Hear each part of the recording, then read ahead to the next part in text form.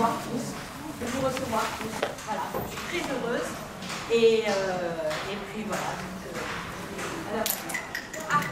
Bien sûr, c'est rapide. C'est rapide, Madame la vice-présidente. Vous avoir, donc voilà, comment vous avoir.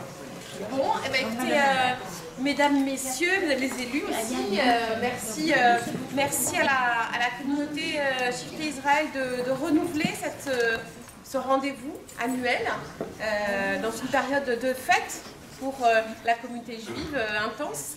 Entre Rosh Hashanah et Kippour qui arrive, c'est un moment qu'on a pris plaisir, je crois, à partager les uns et les autres. Et je remercie les représentants des paroisses que je vois là, et je suis sûre que Boubacar va arriver.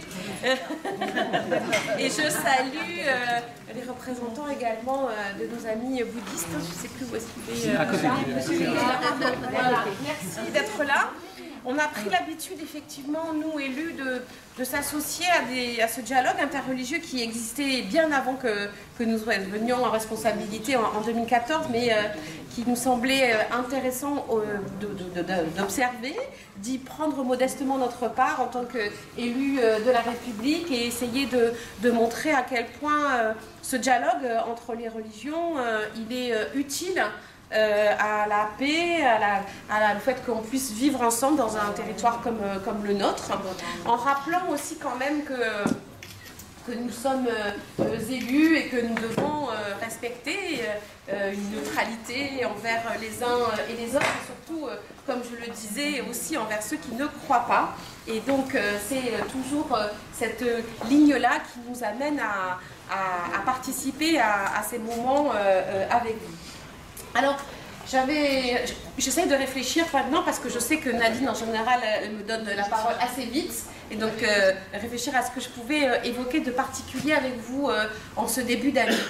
Et je voulais peut-être commencer par faire un point sur les dénominations et l'attribution de noms à certains lieux et certains équipements de proximité dans cet arrondissement, parce que nous avons enclenché une démarche que je trouve intéressante et que je voulais partager avec vous. D'abord, nous nous sommes rendus compte que nos équipements sportifs portaient, comme beaucoup d'équipements sportifs et d'équipements publics de proximité, le nom des rues dans lesquelles ils se trouvent. Et donc, comme beaucoup de choses dans notre arrondissement, ils s'appelaient Picpus, Dominique, Bercy, sans qu'on sache vraiment où ils se trouvaient. Et donc, nous avons enclenché un processus de dénomination de nos gymnases, en commençant par les nouveaux. Donc, le nouveau gymnase de Bercy, qui se trouve au bout de la rue Gerty-Archimède. Alors, on essaie de donner, vous le savez aussi, dans notre politique de dénomination, des noms de femmes. Parce que dans Paris, c'est bien, Madame la vice-présidente, ça vous plaît, ça? Bon. C'est ça, non, je crois. C'est ça qu'elle est. Par d'autres dates pour l'avenir. Voilà. On en reparle. Donc, on a 98% de noms de rues dans cette ville qui sont des noms d'hommes.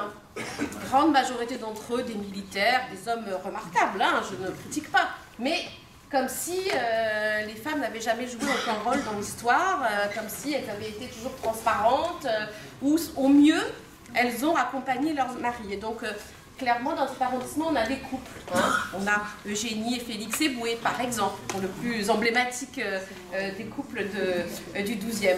On avait aussi Georges et Maï Poulizer. Voilà, on a quelques couples comme ça qui ont été honorés, mais assez peu de femmes en tant que telles. C'est pas vous? Ah. Et donc, sur ce nouveau gymnase, on a souhaité honorer une sportive. Et donc, elle s'appelle Althea Gibson. Elle était afro-américaine et ça a été la première joueuse de tennis à gagner, noire, à gagner un tournoi international, et c'était à Roland-Garros. Voilà. Donc ça, c'était le premier exemple. Le deuxième gymnase, nouveau gymnase qui va voir le jour, il sera Porte de Saint-Mandé. Et nous avons, je dois l'avouer, sous l'influence d'un lobbyiste très efficace, qui s'appelle Raïm Corsa, grand rabbin de France. Nous avons fait le choix de lui donner le nom de Victor Pérez, Young Perez. Très bien. Voilà.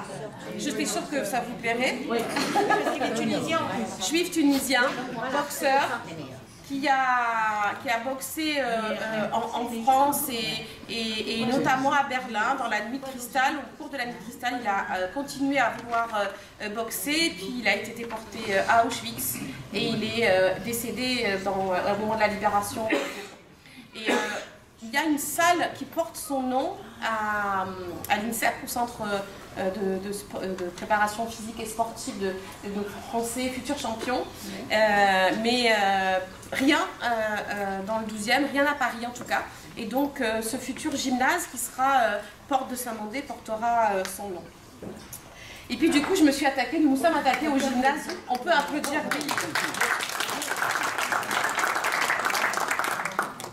Et puis on s'attaque au gymnase qui existe déjà. Et donc le prochain conseil de Paris, ça a été voté d'ailleurs au conseil d'arrondissement lundi dernier à l'unanimité. Le gymnase de la Lancette, donc petite rue du quartier Vallée-Fécamp, je ne sais pas si vous voyez, portera le nom de Denise et Robert Gamzon. Ils sont les fondateurs des éclaireuses et éclaireurs ultraïlites de France, dont le siège était rue de la Durance, dans le 12e arrondissement. Et ils ont beaucoup œuvré pour, on va dire, l'éducation populaire des jeunes scouts israélites. Et voilà, je sais que d'autres scouts sont présents dans la salle. Et c'est des mouvements d'éducation populaire qui existent toujours et qui forment et accompagnent beaucoup de jeunes. Et notamment au travers de la pratique sportive, ils faisaient beaucoup de sorties dans le bois de Vincennes, à 2 pas de ce gymnase. Et donc voilà, je crois que c'est une occasion aussi de rappeler, de rendre hommage à ces 2 belles personnes qui ont, après la guerre, en 1949, migré vivre en Israël et ont contribué aussi à construire ce beau pays. Ils sont revenus.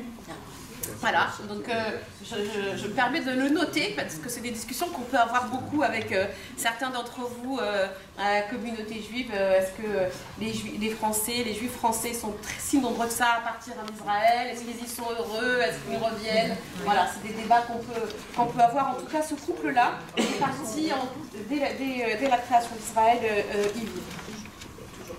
Bien sûr, on a aussi honoré celles et ceux qui, on continuera à le faire, qui ont œuvré pendant la Seconde Guerre mondiale à protéger des Juifs. Et sur le parvis de l'hôpital Rothschild, nous avons inauguré une plaque en mémoire de Claire Eman et Maria Erasuris.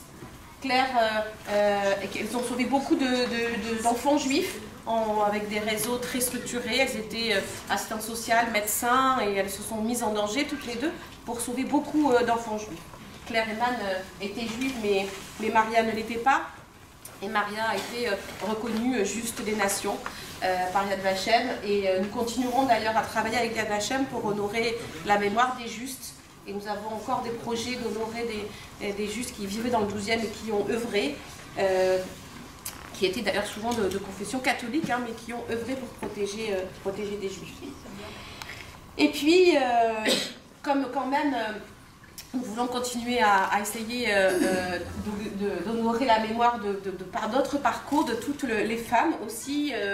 Autour de la caserne de Reuilly, nous avons identifié 4 noms de femmes qui seront honorées. Martha Desrumeaux, qui était une grande résistante féministe du mouvement ouvrier. Jacqueline Giraud, qui était ambulancière pendant la Seconde Guerre mondiale. Emma Calvet, qui était une grande cantatrice avéronaise, et Marie Rogissard, qui était une des femmes de la section femmes de la Commune libre de Paris, très active dans le 12e arrondissement. Voilà, on essaye, au travers de ces nominations, de faire vivre notre mémoire collective. Nous arrivons à une période où, aux cérémonies commémoratives, nous nous sentons de plus en plus seuls, nous élus, parce que nos anciens fatiguent, voire nous laissent, avec un travail de mémoire collectif à faire pour qu'on n'oublie pas ces pans entiers de notre histoire commune et que nous la regardions avec lucidité, transparence. Ce n'est pas un exercice facile. Et par exemple, lors de la commémoration de la libération de Paris, je rappelais à quel point Paris s'est libéré par les Parisiens, mais enfin quand même, les troupes alliées et les troupes françaises nous ont aidés, que dans les troupes françaises, il y avait beaucoup de soldats des colonies qui sont venus mourir sur le sol français pour que nous soyons libres. Voilà. Donc ce travail collectif, je crois qu'il nous incombe et que nous essayons de le faire par ailleurs dans un esprit qui nous rassemble et que la plupart, hein, je le dis devant mes collègues élus, les républicains qui sont là, et DI, là-bas je vois Ophélie, en général ces propositions-là, elles nous rassemblent et c'est la vocation, en tout cas c'est ce qu'on recherche, de manière à ce que ce travail puisse contribuer à la réconciliation et à ce qu'on assume ensemble notre passé. Je pense que c'est une des conditions de notre vie ensemble aujourd'hui et que chacun sache d'où il vient, pourquoi il peut se sentir aussi français que l'autre, quel que soit son parcours et quelles que soient ses croyances ou son absence de croyances. Voilà, donc je voulais en faire un petit mot là-dessus parce que c'est un travail qui nous engage tous et qui va rester dans cet arrondissement et qu'on va poursuivre encore dans les prochains mois. Alors juste vous dire que je suis heureuse de suivre l'actualité des uns et des autres et la volonté toujours de faire partager la vie de vos communautés à l'ensemble des habitants du 12e pour avoir un peu discuté avec les représentants de la paroisse Saint-Éloi. Je sais que l'anniversaire des 50 ans de la paroisse ont un caractère bien évidemment religieux, mais ils ont souhaité aussi que ce soit un événement du quartier. Et du coup, les conseillers... Pardon, vous avez pas vu. Voilà. Qui vient d'arriver. Et c'est vrai que c'est important qu'à cette célébration impropre, interne à la communauté catholique de Saint-Éloi, on travaille aussi à expliquer dans quel contexte urbain cette église a émergé, comment ce quartier s'est réorganisé. Et je crois que c'est effectivement un événement que vous avez voulu largement ouvert sur le quartier et je vous en remercie parce que je crois que c'est important de se rappeler l'histoire de ce quartier et cet anniversaire en est l'occasion. On a eu deux belles révolutions aussi peut-être avec les Petites Sœurs des Pauvres et Catherine Labouré qui ont courageusement décidé de tout raser et de reconstruire des équipements qui accueillent nos aînés pour la plupart, mais aussi Catherine Labouré désormais une petite crèche qui accueille les plus jeunes et diversifier les structures d'accueil. Donc je trouve ça assez beau, cette capacité à réinventer une vocation de solidarité avec un patrimoine qu'on a le courage de détruire et de reconstruire. Grande année aussi probablement pour l'église du Saint-Esprit puisqu'on va refaire la coupole avec plusieurs millions d'euros de travaux de la ville de Paris pour entretenir ce patrimoine culturel qui nous appartient à tous, même si effectivement il est une église, mais c'est la mission de la ville de Paris que d'entretenir aussi ce patrimoine culturel et je suis très fière voilà, de voir qu'enfin on va refaire l'étanchéité, mais peut-être même plus, parce que voilà, on discute, mais peut-être même plus. Et il y a des représentants aussi qui sont là. C'est ça que tu me dis, Nadine, avec tes signes. Nous aussi, on a l'étanchéité de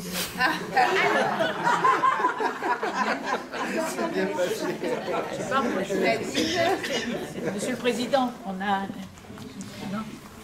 En ce qui concerne la synagogue, les synagogues, surtout celle-ci, je voudrais effectivement rendre hommage au président et à la vice-présidente qui, avec monsieur le rabbin, nous ont chaque jour sollicité peut-être pour évoquer la vie quotidienne de cette communauté et de la synagogue.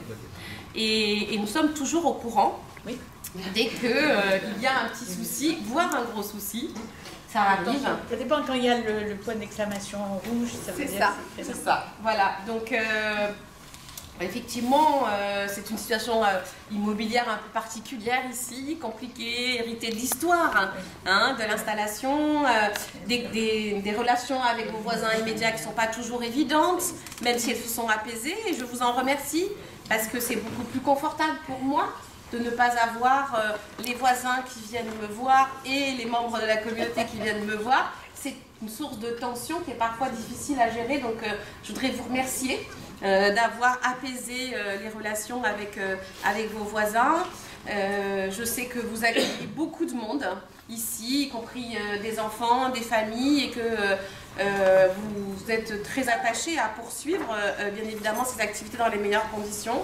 Donc dès qu'il le faut, avec Pénélope Comites, nous essayons de déterminer ce qui relève de la communauté, ce qui relève du propriétaire. Il se trouve être la RIDP, c'est pas toujours facile, voilà, mais nous y travaillons. Et puis globalement, nous travaillons aussi avec vous à améliorer les conditions de sécurité, le sentiment peut-être aussi de sécurité que vous avez en venant sur ce site. J'ai le sentiment que les choses s'apaisent aussi de ce côté-là. On est passé par des périodes de tension très très fortes et d'inquiétude très fortes et partagées. J'ai le sentiment que ça s'apaise un peu, même si nous avons tous conscience que nous devons rester très très vigilants. Et que voilà, c'est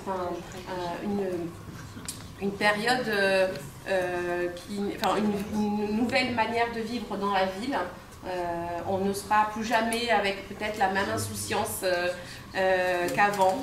Et voilà, en permanence, on aura cette idée qu'on ne peut plus rentrer-sortir dans un établissement comme celui-là, comme avant. Quoique, ça a l'air souple à l'entrée. Mais voilà, il y a toujours cette idée aussi. Et là-dessus, nous restons vigilants et toujours à votre écoute. Pas forcément ici, mais sur notre synagogue, on a retravaillé les questions de sécurité devant la porte. Voilà, et dans ces journées de fête, c'est toujours des sujets qui, bien évidemment, nous mobilisent. Voilà, donc je ne vais pas être beaucoup plus longue, mais je voulais vous dire à quel point voilà, on est toujours aussi engagé avec l'équipe municipale pour travailler avec chacun et chacune d'entre vous. Et aujourd'hui, nous nous retrouvons ici dans la synagogue, mais nous aurons sûrement l'occasion de nous retrouver ailleurs. Vous en évoquez la perspective tout à l'heure. En tout cas, vous pourrez compter sur nous pour être à vos côtés et travailler ensemble effectivement à ce qu'on vive bien et en paix dans cet arrondissement et dans cette ville. Voilà, merci.